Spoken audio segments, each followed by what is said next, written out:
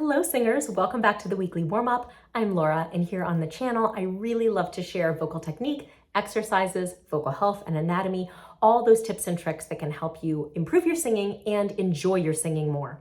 Now, I recently made a video about 6 things that you might be doing that are making it hard for you to sing high notes. But the truth is, not all high notes are created equal. And I'm sure you've had the experience of having a note that seems really high, but that just sort of miraculously seems to pop out of your mouth perfectly. And then a note that maybe is not even that high that seems impossible. So today I just want to look through a few types of high notes so that when you're kind of struggling with them, you can have a better sense of why they are hard, and that will give you the first step on being able to actually figure out how to approach them more successfully next time. So let's start out with the troublemakers. These are the high notes that are sort of booby-trapped by the composer to make them hard for you. And the first one is definitely being asked to pronounce words, especially a lot of words on a high note. So this is something that, a lot of composers sort of learn not to do this as they become more mature, but it does come up. And, if you're being asked to repeat a lot of text or to just say a whole bunch of words up in the high range, it is really, really, really challenging. And I will tell you why.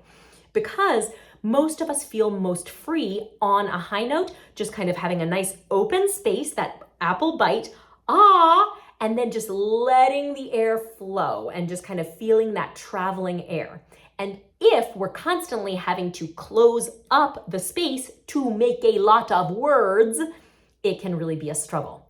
So my advice to you would be to keep the back of the mouth really loose and open, just kind of hanging open, and then move all the text right into the forefront teeth and the lips. So you can keep this open here and then speak. The back here, my back teeth are not touching. I'm continuing to feel a lot of vertical space in the mouth, and that way I can kind of spit out what I need to spit out here.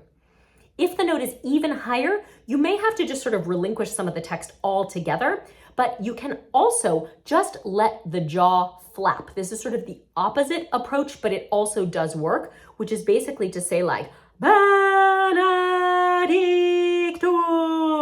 and just kind of let it hang like a ventriloquist's dummy, and then just flap the whole thing so that you're not holding tension in this masseter muscle and chewing.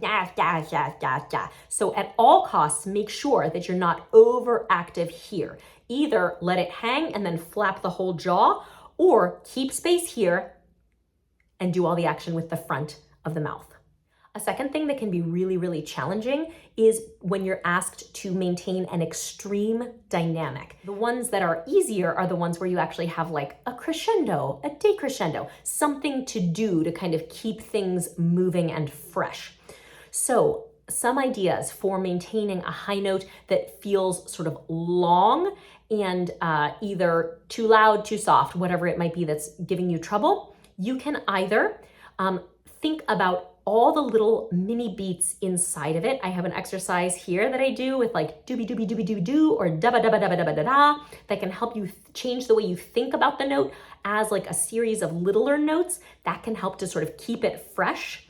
I'll link that up here, and then I will also link a video on keeping the ribs moving as you sustain. So rather than getting kind of locked, to really move the ribs, to move the air as you sustain through that note. That really, really helps, especially on long, quiet notes. Okay, now sometimes the problem with a high note is not in fact the note itself, but the notes around it. For me, I'm a soprano, like 1G, 1A. It's okay. You know what's hard? 5 G's or A's in a row. That is really, really, really hard because it is just hard to keep refreshing all that energy and support. So just make sure that you are keeping it very physical, really tapping into that low belly, making sure that you're fully releasing your breath in each time so that you're not recycling your air or trying to hang on from one to the next. But every time you do get a chance to breathe, really let that kind of flush out the system and start fresh. But there's no doubt about it. High notes that are repeating kind of over and over and over again are much harder than one-offs. Another type of high note that can feel really like a booby trap by the composer is the high note that is sort of a one-off in a piece that sits low. Now, in that video about where I was giving advice on things that you might be doing technically that are making your high notes harder for you, I really talked about this idea, because if you have a piece where you're really just kind of grinding into chest voice the whole time, it can really be hard then to let go of that lower chest voice registration and make head voice available to yourself for that high note. So if you're dealing with a situation like that, where you're kind of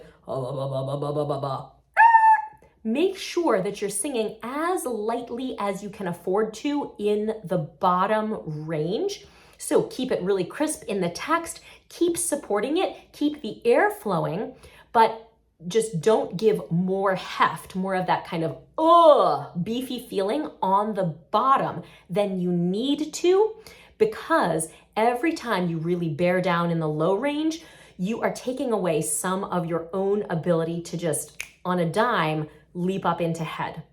Finally, the last of these troublemaker, these like tough high notes, is the sort of isolated out of nothing high note. So sometimes there will be these places where there'll maybe be like railroad tracks, full stop, and then you have to like, and that can be just terrible. So make sure that you are really rhythmic about your inhalation before. Any conductor who's going to make you come in on a high note out of nowhere is also going to be giving you a great big upbeat. So make sure that you are taking advantage of that breath to the fullest physical extent that you can. And that when you start on the high note, if it starts with a consonant, make sure that you are either using the consonant to get into your resonance or flapping that jaw to just move right past it.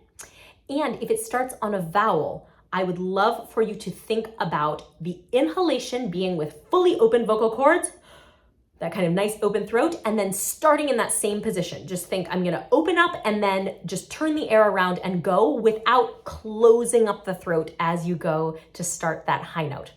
So those are all of the troublemakers, or the sort of booby-trapped high notes that you might see. Of course, there is also that last amazing type of high note, which is the high note that is set up well and easy to sing and makes you sound better than you are. And that is just such a gift. So whenever you find one of those, really, really, really, really enjoy it. But also, in the spirit of everything that we do here on the Weekly Warm-Up, when you have a high note that feels really good, just be a little thoughtful and pay attention to why it sounds so good, because maybe there is some information there that can help you next time. But in the meanwhile, I hope this has given you a little bit of food for thought and some helpful clues on how to manage those really tough high notes, because they really do exist and some are harder than others. And when you're up against that kind of challenge, I want you to feel like you have a little toolkit of ideas that you can go to as a resource. So good luck with those. Good luck with your high notes and your low notes alike. I hope that this was helpful and that you enjoyed it. I am just enjoying so much having you join me here. There are a whole lot of new people subscribed to the channel. So thank you for joining. I'm so glad that you're here. And in the meanwhile, I hope that you will be clicking these buttons, like, subscribe, notifications, or if you just can't wait until next week, hop down in the description box and check out the newsletter. That is absolutely free. And every Friday I can just hop in your inbox and talk about some topic having to do with singing. It's almost never a repeat of what I talk about on the video, unless it's a chance for me to sort of dig deeper. But usually it's just kind of funny and interesting things about music, about singing, about choirs. So I hope you'll check that out too. And in the meanwhile, I hope to see you next Thursday. Thanks for practicing.